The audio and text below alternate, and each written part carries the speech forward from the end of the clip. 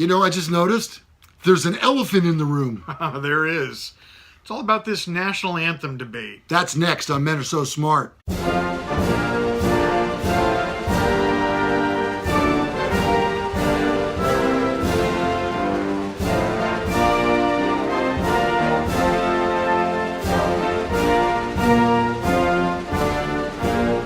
Well, unless you've been living under a rock. Have you? No. Okay. Not yet. Because I know you had that new couch coming in. Unless you've been living under a rock, everywhere you turn today, there is a story about our national anthem and athletes who disrespectfully neglect to stand and cover their hearts while the national anthem is being played. Now, to take this a step back, in case you've forgotten, this all began with a young quarterback by the name of Colin Kaepernick. Yes. And he decided it was his plight to kneel during the national anthem. And like dominoes, it's had an effect on the entire NFL and most recently a Major League Baseball player as well. And with the NBA season very quickly approaching, I can tell you that since athletes tend to be a little mimicky, there's a brotherhood. Yeah, it is a brotherhood. And so I can say with almost out any question, you're going to see it at some point during the NBA season as well. Oh, immediately. The first week, the first game, I'm sure. Yep. Now, not only are athletes not standing and kneeling, but there are cases now of people who are performing the national anthem who are also kneeling. Yeah.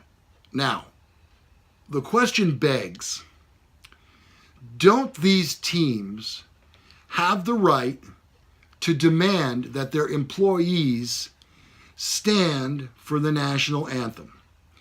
It is a business and it is privately owned in most cases. So, if you've been following NASCAR at all, I have. You would see that Richard Childress Racing and Richard Petty both said, basically, you'll stand for the national anthem or you'll find another line of work. I loved what Childress said when he said, if you don't stand for the national anthem, you will be riding a Greyhound bus immediately after the song. Right. So, and hey, not to say that, and there's probably no sport in the world that's whiter than NASCAR. True. However, I appreciate their sense of dedication and the fact that, honestly, I don't think you would have had to tell those guys that they were going to have to stand for the national anthem. And on Sunday, there were 40 teams that stood. All 40. Yeah. So I think it's a given that when they told them you have to, it's like, whatever, we were going to do that anyway. So I just don't see that as ever happening in NASCAR. But NBA, NFL, obviously, the rosters are predominantly filled with black males, and so they feel they're being unjustly dealt with, and so they want to protest. Trust me, I have no problem with peaceful protest, but I know at my work, if I were to protest against anything remotely anti-American while I'm working, I wouldn't be working. You wouldn't have a job. I wouldn't have a job. Now, at the time that we're shooting this show, there was a game that was played this evening, and there was a debate as to whether or not one of the teams, in fact, I'll say it, the Dallas Cowboys, were going to stand or they were going to kneel as a team. So I guess you have to ask yourself, are they protesting the right thing? Are they protesting the flag in and of itself? Or are they opposing the oppression they believe that they receive from law enforcement? Ronnie, please. So Colin Kaepernick is without a job in the NFL. Nobody, and although there are many teams they could use a quarterback right now. There's already quarterbacks that are injured and that are not playing up to snuff. I don't know that Colin Kaepernick would be an improvement over any of them. However, he is a proven, he's been to a Super Bowl. He's taken his team to the playoffs.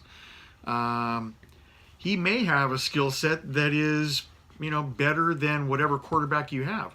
However, nobody wants him.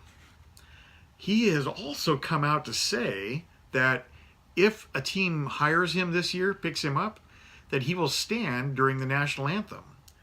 I didn't know that. Which tells me that a paycheck is more important than his cause. One thing I will say about Colin Kaepernick is he has donated a lot of money, I think $900,000 to this point, to try to, help the problem.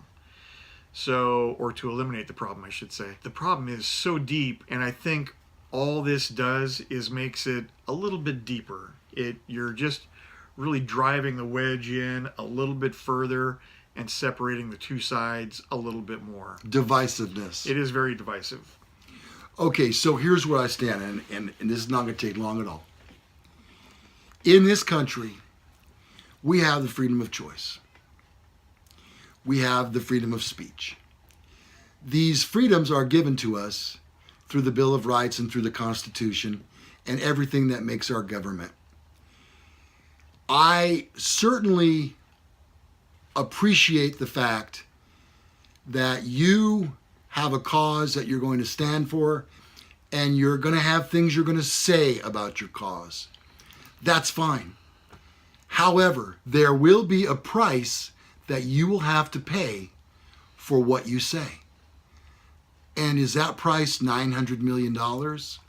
Is it $1.4 million? And as Ronnie says, if you're just going to stand up for the national anthem after all this, then what was it about in the first place? Yeah. Again, there's a price you pay for what you say. If an owner had his choice, he would say, everybody stand during the national anthem. Let's just go with the program. Because I don't know if you look at the stands. I don't know if you watch NFL football at all. You probably don't watch. I have officially boycotted the NFL. Okay. And it officially started yesterday. I didn't even turn a TV on. Okay, so I'm right there with you. Officially for me, it started yesterday.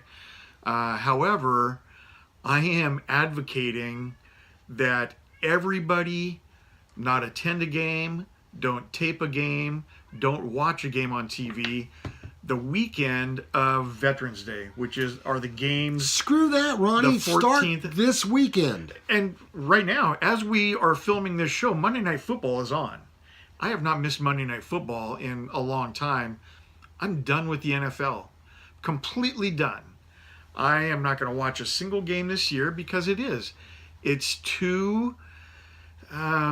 these players make millions of dollars a year, and that is supposed to entice me to follow their program. I think the best example, let me just say this one. This one was crazy. LeBron James came out and said that what the president tweeted was basically awful, and that that one person does not run this country. Especially not him. That is quote unquote what LeBron James says. Well, last time I checked, LeBron James only has a high school diploma. So when I start taking my political opinions from somebody with just a high school diploma, then shoot me, because I'm deserve to be dead. It's absurd that these sports people think they're way more important than they are.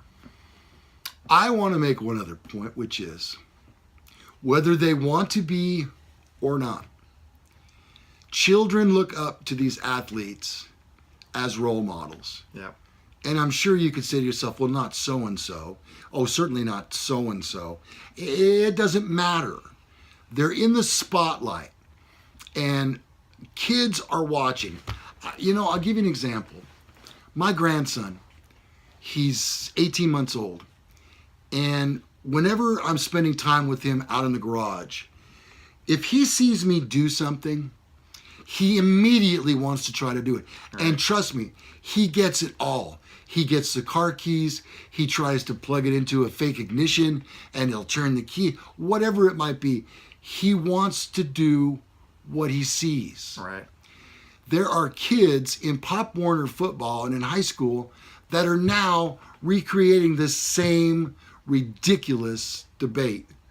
You can't do that. No. When we were kids, I know this is like the third time I've said this. When we were kids and there was a holiday, on your street, out of 30 houses, probably 25 of them were flying a flag. Absolutely. You could look down your street, and as far as you could see, it was just the beautifulness of red, white, and blue. Yep. And I was taught from a very young age that you had complete respect for what that flag stands for. And how many men and women have lost their lives defending that flag. The same flag that covers the coffins that they return from war in. Yep. Now, I like to think that I've taught my children that when a national holiday comes, the first thing that we do in the morning, even before coffee, is we put the flag up. Yeah. And they sometimes will argue the night before as to who's going to put it up. And they're 21 and 20.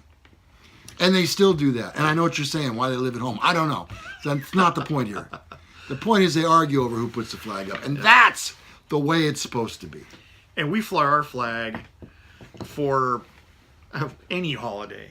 We flew it on 9/11. Oh, always.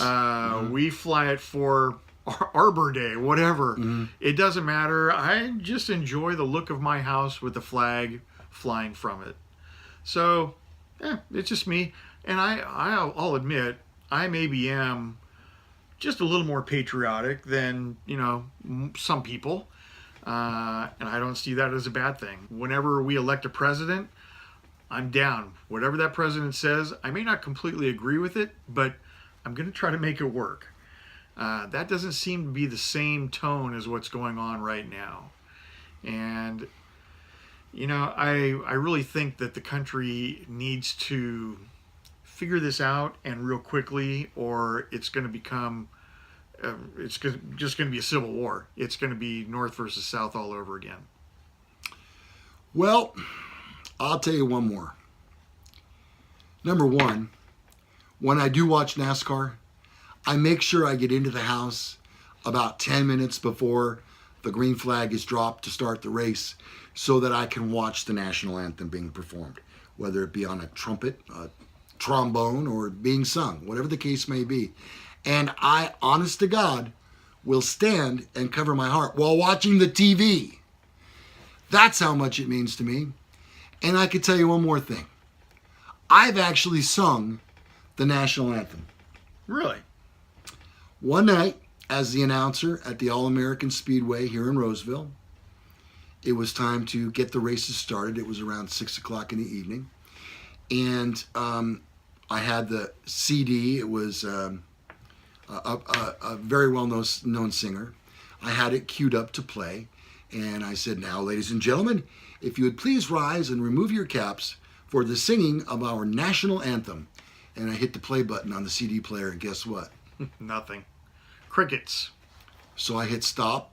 I queued it up again to cut number 12, national anthem. Leanne Rimes, that's who it was. Play, nothing. I turned around to my boss. I go, what are we going to do? He goes, do you have another CD? I said, no, none on me. Because you're going to have to sing. And you know what? I did. Yeah. Because that's what needs to be done. Yeah. It needs to be performed before sporting events. And to me, racing is one of my passions. So for sure, it's got to be done during racing. And you know what? I sang that song. I did the best that I could. And I got a standing ovation. Yeah, very good. Well, it didn't hurt that everybody was already standing. Standing, of course. Yeah, there you go. Still, it was a standing ovation. Well, and for me, so when I go to the gym, I plug in my iPod. I just absolutely listen to my iPod. But in there, and I have about 1,500 songs on my iPod, so I can't listen to them all in one single session. But about every 3 days, I hear Whitney Houston's version Oh, yeah. of the national anthem on my iPod, and that song really does. It gives me chills. So especially the way she sings it, God rest her soul, that she could sing that song, it's the most amazing version I've ever heard. My favorite is Marvin Gaye. I'm not An familiar with all-star his. Gaye for the NBA. Yep. We'll link those. Yep. We'll link So 'em. anyway, I do enjoy the national anthem. I love the national anthem. I work a lot of high school football and basketball games.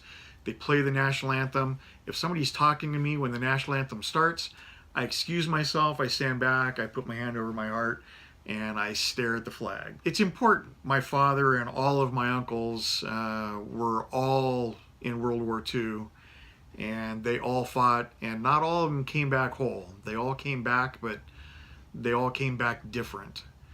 And they willingly fought. They, that's the greatest generation.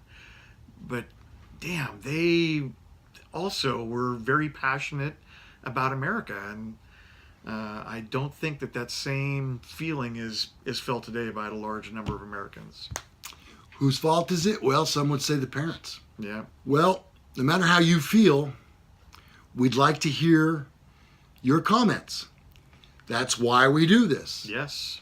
Below this video, you'll find an area for comments. You'll also find a thumbs up if you like the video. And we'd also like to have you subscribe to our channel. It's very important to us, and that's why we continue to do this. All of the links are below in the description. Our sponsors, thank you to Trico Welding Supplies. I'm wearing my shirt today. Nice. Trico Welding. Lou. Yeah. Who knew? I don't know. The embroidery people, evidently. Yeah. Also, thanks to Capital Mobile Break. We appreciate all you do for us. Okay? So, that'll do it. I'm Lou Gallagher. I'm Corvette Ronnie. And this has been Men Are So Smart. Bye-bye.